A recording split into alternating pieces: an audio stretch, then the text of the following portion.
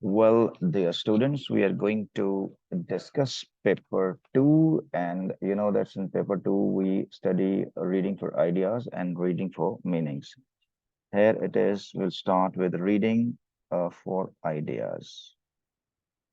In this reading for idea, I have picked this particular paragraph in which we focus to find out opinion because mostly students find difficulty in it.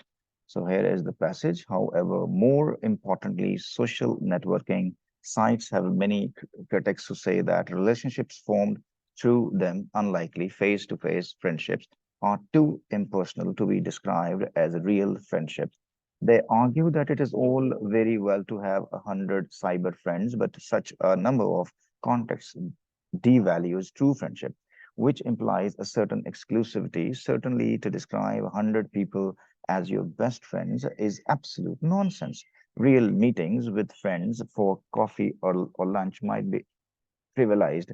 If your friend has read on screen every detail of your life that week and she yours, what are you going to talk about? Information overload is another drawback of these sites, where readers are bombarded with intimate facts which might be best left unsaid because they are inappropriate. In fact, most information posted is utterly boring. So you need to find out what? You need to find out the objectivity in it and is surely and what kind of thing you I mean opinion. So here is suddenly describe 100 people as your best friend is absolute nonsense. Look at this, the type of a language and the message it conveys. Another, in fact, most information posted is utterly boring, utterly boring. Information, whatever is posted is boring. So this is the particular opinion of the writer.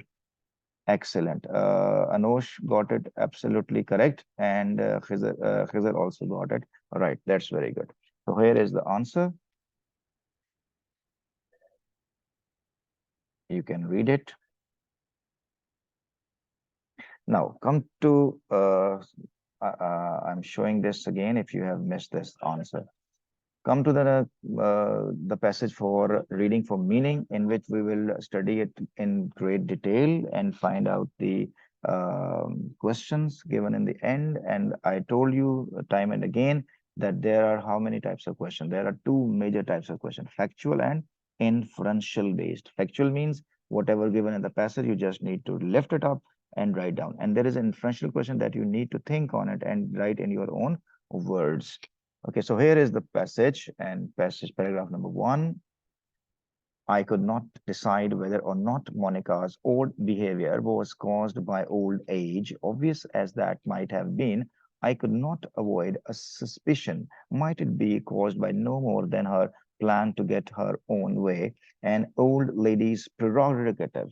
Without doubt, she was highly intelligent and well informed, but it was often hard to cope with the strands of her conversation because of the way in which memory and forgetfulness crossed and recrossed each other. Who was the real Monica? I could not tell. So here is the passage. You need to find out what are the information, what are pieces of information given here in this passage. I could not decide whether or not Monica's odd behavior. Now we are going to focus on Monica's odd behavior. And we don't know who is Monica, but in the with the passage of time, when we read it, go further in reading, we come to know that Monica is an old lady, and this is prerogative, and doubt was highly intelligent, relevant, but it was often hard to cope with the strands of her conversation because of the way in which memory and forgetfulness crossed and recrossed each other. It's a kind of psychological passage in which we are given insight of a personality of a person. So what are the difficult words? Prerogative, privilege, right, due, prerequisite, choice, sanctions, birthright. इस्तेकाक होना, हक होने को prerogative कहते हैं. And from paragraph 1, there's a question. What was the obvious explanation of Monica's odd behavior? Odd behavior का obvious जो है वो explanation क्या है कि उसका odd behavior क्यों होता था? ये question है. What was obvious? क्या obvious था? क्या चीज सामने आती कि उसका जो ऑड बिहेवियर है वो क्या था। तो यहाँ देखें ऑब्वियस, क्या ऑब्वियस था, as that might have been, जैसा कि हो सकता है, क्या हो सकता है कि मोनिका's odd behavior was caused by old age, इसका आंसर यहाँ पर आया। What did the writer suspect was the real reason for Monica's odd behavior? अच्छा, अब राइटर ने क्या सस्पेक्ट किया था? अब राइटर ने क्या सस्पेक्ट किया? Obvious as that might be, I could not avoid a suspicion. क्या suspicion थी? Might it be caused by no more than her plan to get her own way? अब आपको देखें ये कॉलन नजर आ रहा है, जब भी मेरे बच्चों कॉलन नजर आ रहा हो या सेमी कॉलन भी बाज़ का, वो इस सस्पेशन को एक्सप्लेन कर रहा होता, डिफाइन कर रहा होता। तो सस्पेशन क्या है? Might it be caused by no more than her plan to get her own way, कि वो अपनी मर्जी का प्लान मुसल्लत करना चाहती होगी, ये उसका मीनिंग होगा। ओल्ड एज इसका जो है ना वो फंक्शन नहीं है। तो explain in your own words why it was often hard to cope with the strands of Monica's converse। अब ये strands कहते हैं वो जो रस्सी चलती है, रस्सी की जो गिरें होती हैं उनको strands कहते हैं। तो जो मोनिका की कन्वर्सेशन चल रही होती है, पता है बूढ़ा आदमी जब बात कर रहा होता है तो शिफ्ट कर जाता है, तो उसकी जो स्ट्रैंड्स हैं, तो इन your own words it was often hard, क्यों मुश्किल होता है बताना कि अब ये जो मोनिका है ये सही बात कर रही है, गलत बात कर रही है, या मिक्स कर गई है, ये जानबूझ के मिक्स कर गई है, ये बताना बहुत मुश्किल है। ठीक है जी। तो बिल्कुल ठीक है, ये सारंग मसला बेटा अच्छा सही करना, आंसर कर रहे हैं आप। चलें जी, इसको देख लेते हैं, इसमें डिफिकल्ट वर्ड भी कोई अगर आ जाता है तो। जी, ओल्ड एज, ये पहले तो आंसर हो गया ओल्ड एज, बिल्कुल सही आंसर दिया आपने। Old age being quite old, और सेनिलिटी, सेनिलिटी को भी ओल्ड एज को कहते हैं, सेनिलिटी का मतलब ओल्ड एज होता है। और what did the writer suspect, तो वो कहता है it might be caused by a plan to get her own way. देखो एज इट इज मैंने लिख दिया उसके ऊपर, an old lady's prerogative, she was stubborn willful obstinate, अपनी मर्जी की बात वो करना चाहती है।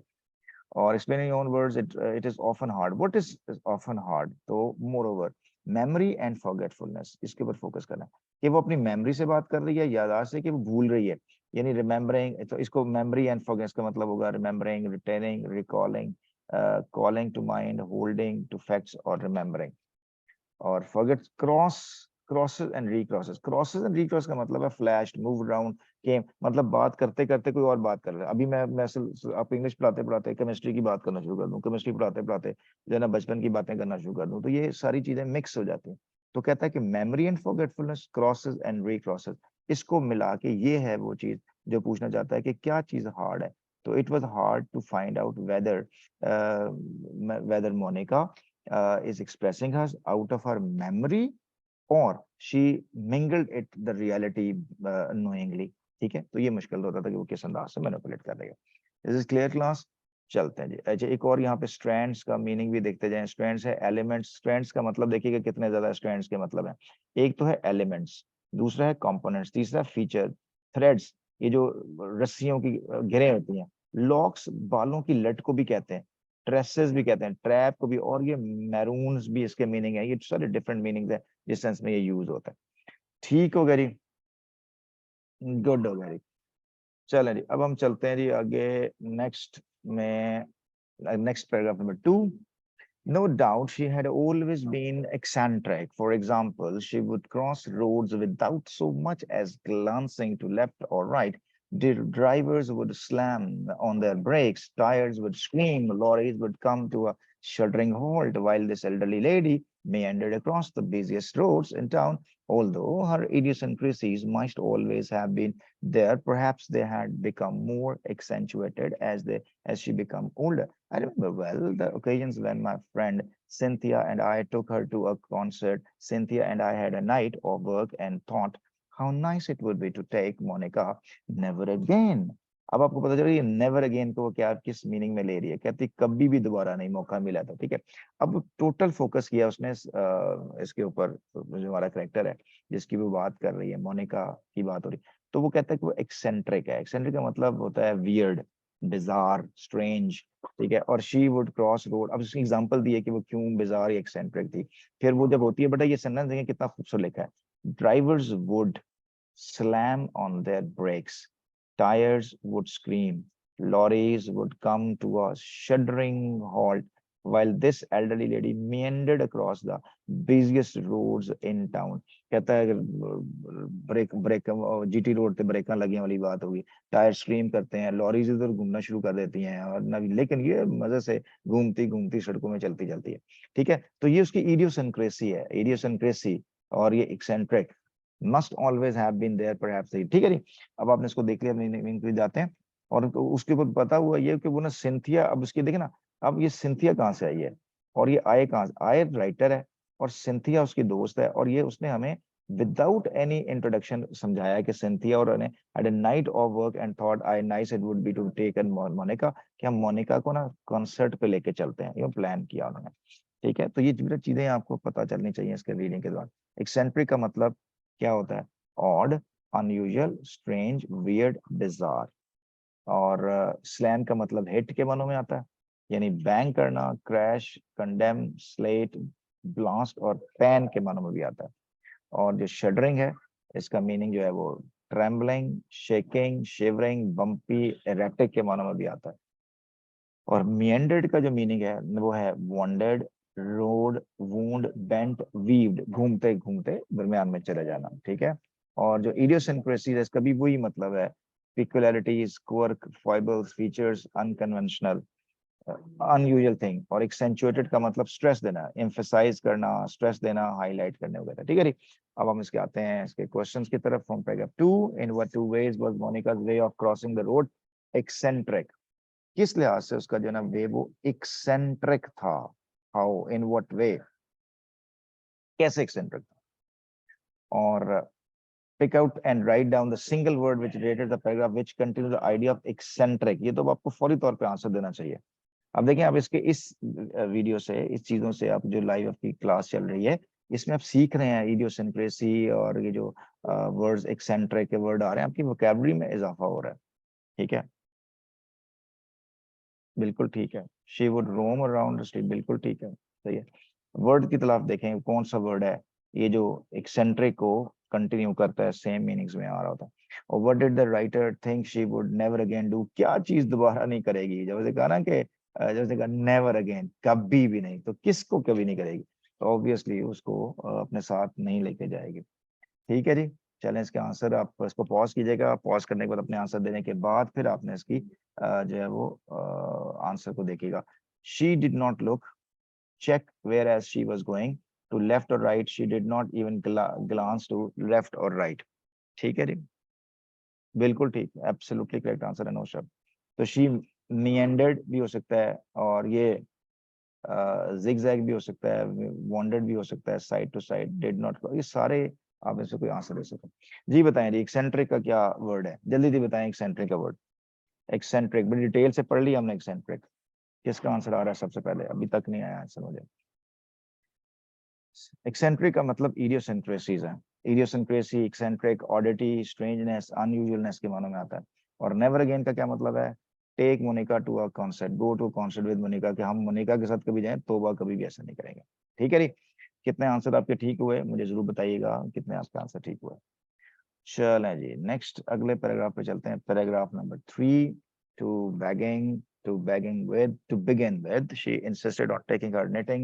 Neither Cynthia nor I remonstrated with her as we should have done, but that was only with the wisdom of hindsight. Knitting during a concert is not common. In fact, I had never seen anyone do it. We entered the village hall, which was almost full, and Monica wanted to sit in the front row. Like a duchess, she sailed down the central aisles and sat down directly opposite the chair placed in readiness for the pianist. While we sat on either side of her, everyone knew Monica, and from the outset, I felt conspicuous and mortified. देखो, आपको अगर remonstrated का मतलब, hindsight का मतलब, readiness, oil, conspicuous और mortified का मतलब नहीं आ रहा, तो आई डोंट थिंक सो कि आप इसको ये सेंस में समय लगेगी आपको। तो टू बिगिन विद, अब वो हुआ यूं है कि उसको कॉन्सर्ट में ले गए और वो कॉन्सर्ट की कहानी सुनाने लगी है। She insisted on taking on knitting, कि वो मैं निटिंग की जो ना वो चीजें साथ लेके जाऊंगा। आपको पता है उस दौर के अंदर पुराने जमाने में बुनते थे वो सिलाइयों से। वो कहता तो नीदर सिंथिया नॉर आई रिमॉन्स्ट्रेटेड, तो अब रिमॉन्स्ट्रेटेड का मतलब क्या है यहाँ पे, हम गेस भी नहीं कर पाएंगे यहाँ पे शायद, कि neither Cynthia nor I remonstrated with her as we should have done, कि जैसे हमें करना चाहिए था हम नहीं कर पाए। क्या नहीं कर पाए, रिमॉन्स्ट्रेट नहीं कर पाई। किस चीज का रिमॉन्स्ट्रेट करना था? अब जरा गैस हो ही सकता है, instead of taking a network, कि वो मैं निटिंग साथ लेके जाऊंगी, और वो उनको रोकना था कि यार ये निटिंग आप साथ लेकर ना जाएं, तो फिर रिमॉन्स्ट्रेट का क्या मतलब होगा? गैस करें इसका मतलब। ठीक है, टू स्टॉप हर, हाँ मिलता जुलता है, लेकिन एग्जैक्ट इसका मतलब स्टॉप हर नहीं है, लेकिन मिलता जुलता जरूर है। But that was only with the wisdom of hindsight, और ये हम हाइंडसाइट के बगैर तो कर ही नहीं सकते थे। अब हाइंडसाइट का मतलब हमें आना चाहिए क्या होता है। इस तरह से knitting during a concert is not common. अब वो जो कॉन्सर्ट हो रहा है और आप नारी बुन रहे हो तो अजीब सी बात लगती है। In fact I had never scene anyone do, अब आपने देखा कितनी दफा हमने ये बात कही हुई है कि जब हम बात करते हैं ना, I had never seen, seen see saw watch के बाद वर्ब ऑफ सेंसेस के बाद अगला वर्ब आता है तो बेस फॉर्म में जाता है। कितनी बार पढ़ा हमने, तो in fact I had never scene anyone do it, मैंने कभी किसी को ये काम करते हुए नहीं देखा। तो we entered the village hall which was almost full and Monica entered, wanted to sit in the front row like a duchess. She sailed down the central aisles and sat down directly opposite to each. ठीक है, तो readiness to for the pianist, we sat on either side of her. Everyone knew Monica, and from the outset I felt conspicuous and motivated. Conspicuous, अब उसको meaning में देख लेते हैं जी। लिखते हैं जी, ये जो ना लफ्ज मॉन्स्ट्रेटेड है, इसका मतलब देखते हैं। इसका मतलब है, रिमॉन्स्ट्रेट का मतलब होता है आर्ग्यूड करना, कंप्लेन करना। ठीक है, प्रोटेस्ट करने के मानो में था, हम उसको प्रोटेस्ट करना था कि आप ऐसे क्यों किया, ऑब्जेक्टेड करना, एतराज करना, ये इसका मीनिंग आता है। और हाइंडसाइट का मतलब होता है विजडम, रेट्रोस्पेक्शन, रिफ्लेक्शन, याददाश्त को कहते हैं हाइंडसाइट, ऑब्जर्वेशन और रिकॉल। तो कहता है कि ये ना, but that was only with the wisdom of hindsight, लेकिन हमने ना अपनी याददाश्त की बुनियाद पर उसको रिमॉन्स्ट्रेट नहीं किया, क्योंकि अगर हम याददाश्त की बुनियाद पर उसको रिमॉन्स्ट्रेट करते तो हो सकता था हालात खराब हो जाते। ठीक है, इसके बाद जो आइल्स है ये क्या होता है, ये पैसेज वे को कहते हैं, गैंग वे, वॉक वे, कॉरिडोर वे को कहते हैं, लेन जो दो कुर्सियों के दरमियान जो रास्ता होता है उसको कहते हैं। रेडीनेस का मतलब प्रिपेयर। अब देखिए रेडीनेस का कितना मतलब है, एक रेडीनेस का मतलब है प्रिपेयर्ड, दूसरा मतलब है रेडी, तीसरा विलिंगनेस, चौथा इमीडिएट, और प्रॉम्प्टनेस को भी कहते हैं। यहाँ पे इमीडिएट प्लेस है इन फ्रंट ऑफ, तो place in readiness for the pianist, pianist के सबसे पहले वाली जो सात जगह है ना, जिसके ऊपर पियानिस्ट उस जगह को यूज भी कर सकता, उस जगह पे जाके वो मोनिका जाके बैठती है। तो well we sat on either side, हम उसको दोनों साइड बैठ गए। Everyone knew Monica and from the outside I felt conspicuous and motive. अब मैं अपने जगह को क्या फील कर रहा हूँ, कंस्पिक्वस फील कर रही थी और मोटिफाइड। कंस्पिक्वस का क्या मतलब होता है, कंस्पिक्वस का मतलब होता है प्रोमिनेंट, यानी विजिबल, नोटिसेबल, एक्सपोज, सभी दुनिया देख रही थी कि यार ये जनाब मोनिका के साथ बैठी हुई है, और तो ये देख कर उसको मोटिफाइड होती। मोटिफाइड का क्या मतलब बन रहा है, यानी वो अशेम्ड फील कर रही थी, एम्बैरेस्ड थी, ह्यूमिलेटेड थी, डिग्रेडेड, अफ्रंटेड और ऑफेंडेड फील कर रही। ठीक है जी, इसका क्वेश्चन देखते हैं from paragraph 3। Explain fully what Cynthia and the writer learned with the wisdom of hindsight. अब इस विजडम ऑफ हाइंडसाइट से क्या सीखा उन्होंने? ऑब्वियसली क्या सीखा था कि भाई इसको आपने क्या नहीं करना, इसको अपने रिमॉन्स्ट्रेटेड नहीं करना इसको। ठीक है, और explain in your own words how the writer felt sitting in the front row beside. तो वो जो फ्रंट रो तो क्या फील कर रही थी, तो ये देखेंगे दो वर्ड है, वो कंस्पिक्युअस फील कर रही थी और मॉडिफाइड फील कर रही थी। ठीक है, तो आप इसको, टू नेवर बिलीव ऑन, बेटा अमार कभी भी बिलीव ऑन नहीं होता बेटा, believe in, never believe in, नहीं नहीं नहीं, बिलीव इन की बात नहीं है। ठीक है, ये देखते हैं इसके आंसर की तरफ चलते हैं जी। They should have warned, remonstrated with Monica not to take her knitting. They should have, they should have told, warned, remonstrated with Monica that you don't take knitting. उसको ये कंप्लेन करना कि भाई आपने knitting साथ नहीं लेके जानी, ये उनको जरूरत नहीं थी कि उसको कंप्लेन कर देते। क्यों कंप्लेन कर देते, कि अगर वो कंप्लेन कर देते तो उसने नया साथ खड़ा कर देना। ठीक है, इसलिए उसने नहीं किया। क्लियर होगी बात जी। अब हम नेक्स्ट देखते हैं कि वो उसने इन सिटिंग फ्रंट में क्या फील करी थी, तो वो कंस्पिक्वस और मोटिफाइड फील करी थी। तो कंस्पिक्वस का मतलब क्या होता है, नोटिसेबल, और मोटिफाइड का मतलब एम्बैरेस्ड। तो she was feeling that everybody noticing him, and this made him embarrassed, और this made him ashamed, humiliated, discarded और सेल्फ कॉन्शियस फील करे। ठीक है ना, ये को That खिजर जैसे। she felt ashamed and exposed. हाँ मतलब एक, हाँ बिल्कुल ठीक है, एक्सपोज का मतलब कॉन्स्पिक्युअस हो जाएगा, एम्बैरेस का मतलब इंसल्टेड होगा। वो ऐसी है ना कि खिजर जैसी होगी ना, कि मुझे लाइमलाइट में मुझे सबसे प्रोमिनेंट बिठा दिया है, तो शर्म आनी शुरू होगी, वो अपने मुंह को छुपाना शुरू कर दिया। हालांकि कोई फर्क नहीं पड़ता, आप प्रोमिनेंट हो गए तो क्या फर्क वाली बात। ठीक है ना, चलें नेक्स्ट हमारे पास पैराग्राफ है। Monica grumbled as she tried to adjust her bony bottom to the wooden chair. Attendants ran hither and there, poking into cupboards, but with no luck. The paraphernalia of the hall included everything but cushions. Soon the musicians arrived and the concert was about to begin. I think the pianist made her dress out of old curtains, said Monica. The pianist glared at her, offended and embarrassed. Monica fidgeted beside me, trying to get comfortable. Her stage whisper, which at best could penetrate a railway station on such hour, had reached every corner of the hall. I was squirming, trying to win to keep calm. The concert started, and Monica, comfortable at last, took out her knitting. ठीक है जी, अब आप ये paragraph देखें.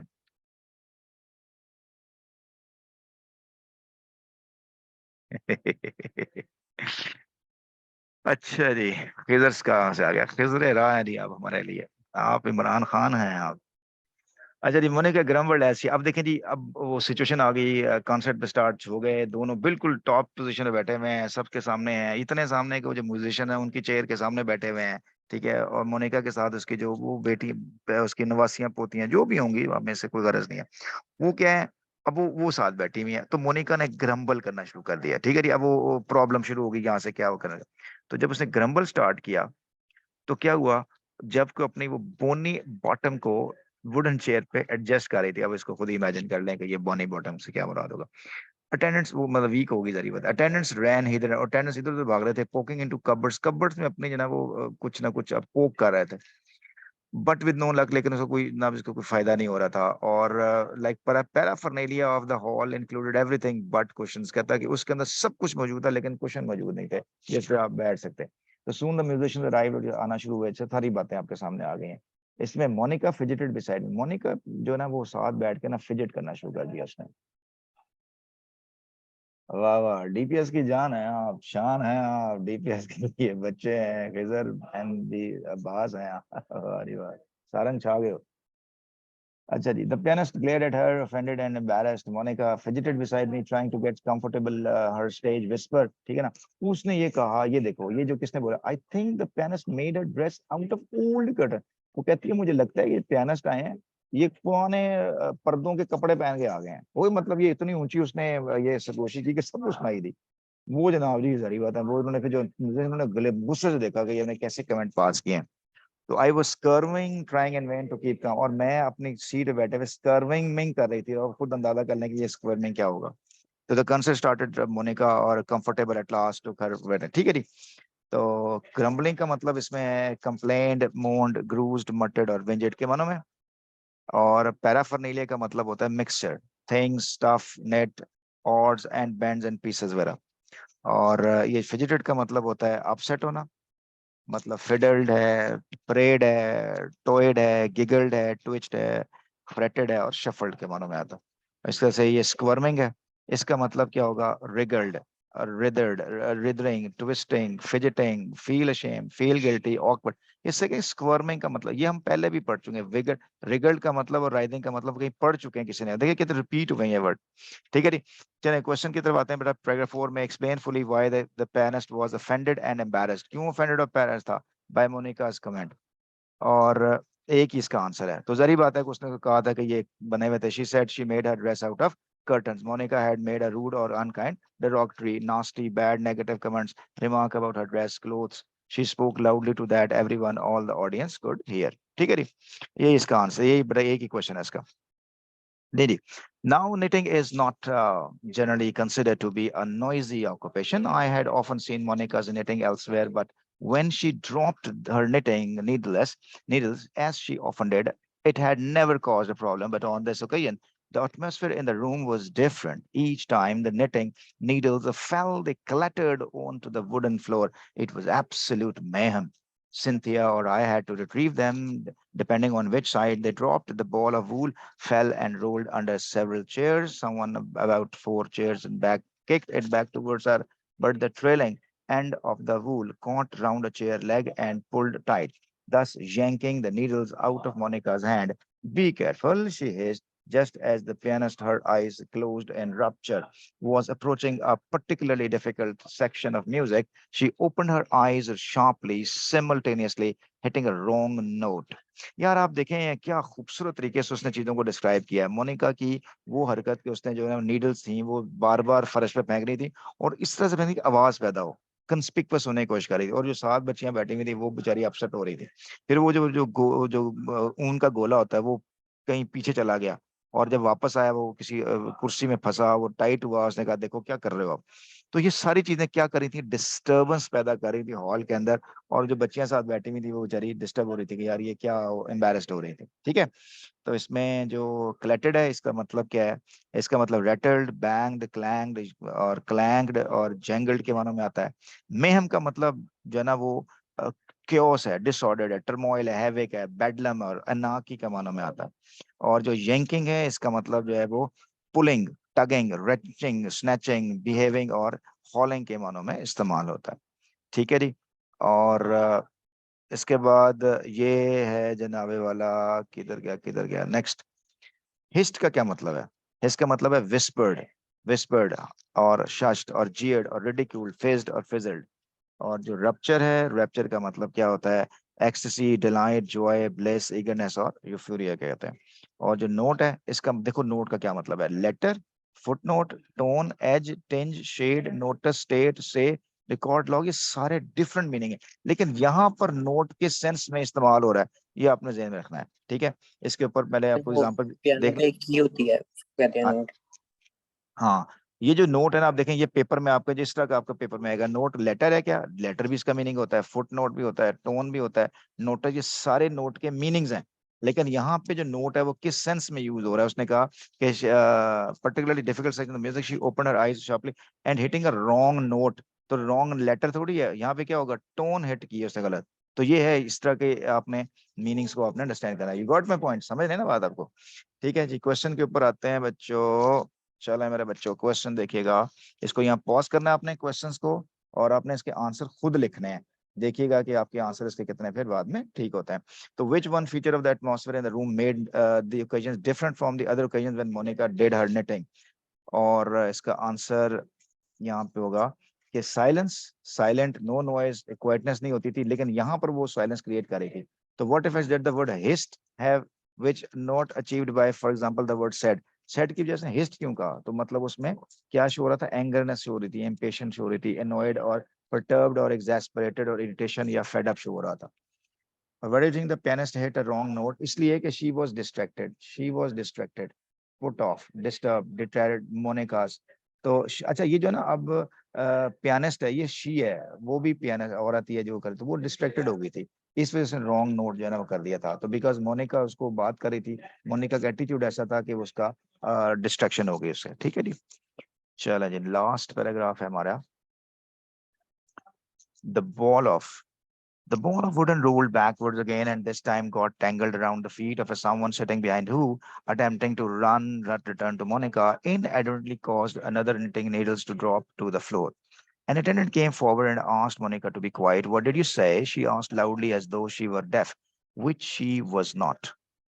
I was grinding my teeth in fury and plotting murder in my teeth, in my heart, but worse was to come as soon as the first piece of music finished.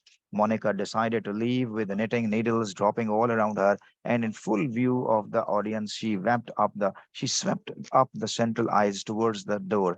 Tumultuous applause broke out from the audience, stamping, cheering, whistling. Look at this style. Stamping, cheering, whistling. No musicians could have asked for a greater ovation, but we knew that the applause was not for the musicians or the music. The bowed stiffly, their faces set in grim smiles. At last point, I made up my mind that her apparent senility was no more than a ruse designed for her own delight. अब उसको पता चल गया कि ये जो सारा उसने चक्कर किया ना, अपने खुशी के लिए किया। ठीक है, हाँ ठीक है खैर, ये मैं कमेंट नहीं पढ़ सकता आपका। अच्छा जी, अब देखें क्या हुआ, द बॉल, अब वो देखो, अब उसकी ने ना जो कहते हैं पंजाबी में काम चुक दिया पकड़ के ना, आत उठा दी पकड़ के उसने। तो वो क्या कुछ किया उसने जनाब, इसके मीनिंग देख लेते हैं। आप इसको पढ़िएगा, इसको समझिएगा, और देखें जब आपको मीनिंग समझ लगता है ना तो आप इंजॉय करते हो। तो इसमें जो मतलब है ट्विस्टेड है, और ट्विस्टेड का मतलब कॉम्प्लिकेटेड, नॉटेड, ड्रॉप्ड, फेस्ड। और ये एंडेड का मतलब अनइंटेंशनली और केयरलेसली। और ग्राइंडिंग का मतलब क्रशिंग, ऑप्रेसिव के मानों में इस्तेमाल होता है। और ये tumultuous, understanding, unbridled, rowdy, wild, confusion, बहुत शोरगुल के मानों में इस्तेमाल होता है। ठीक है जी। और ओवेशन का मतलब चीयर, खड़े होके जब क्लैपिंग वगैरह करने को कहते हैं। सीनियरिटी का मतलब कंफ्यूजन, फॉरगेटफुलनेस, अबेसमेंट, और ये बुढ़ापे को भी बोलते हैं। लें जिसके क्वेश्चन देख लें फ्रॉम पैराग्राफ 6 में, why do you think the writer tells us that Monica wasn't deaf, वो क्यों किया उसने। और why did the audience applaud so loudly. और explain in own words what the writer decided about Monica's apparent personality। तो simple है, answer कर देंगे आप इसका। To tell us, to suggest in implying she was pretending to be deaf, wanted to cause disruption, ये है ना, वो डिस्टर्बेंस क्रिएट करना चाहती थी, इसलिए ऊंची आवाज में बोली वो। और why did the audience applaud so loudly, वो उसकी मोनिका को हरकतों से एंजॉय कर रहे थे। तो Monika had entertained, amused them, they were applauding Monica's nerve, confidence। तो वो मोनिका के ऊपर हंस रहे थे, म्यूजिशियंस के ऊपर नहीं हंस रहे थे। देखो कैसे वो फस क्रिएट कर रही है, हूटिंग कर रहे थे उसके मोनिका के ऊपर। तो इसका जो है ना, explain your own words what the writer decided about Monica's apparent personality। तो वो उसका देखे ना, अपेरेंट पर्सनैलिटी का मतलब है कि बजाहिर वो कह रही थी कि भूल रही है वो, उसको बढ़ापा है, लेकिन असल में उसने रूस किया हुआ था। आपको जब तक रूस का मीनिंग नहीं आएगा, आप इसको क्वेश्चन नहीं समझ। रूस का मतलब था प्लानिंग करना, प्लान करके वो कर रही थी। तो रूस ट्रिक या प्रिटेंस कर रही थी, स्ट्रेटेजी कर रही थी, प्रिटेक्स था। और इसका डिलाइट, वो उससे एंजॉय कर रही थी, एंजॉय, वो अपने मजे में थी। Enjoyment, fun, happiness, merriment, players, happiness और सेटिस्फाइंग। तो with his planning he she enjoyed a lot. ठीक है जी, बात समझ लगी यहाँ पे आपको। चलें जी, अब इसके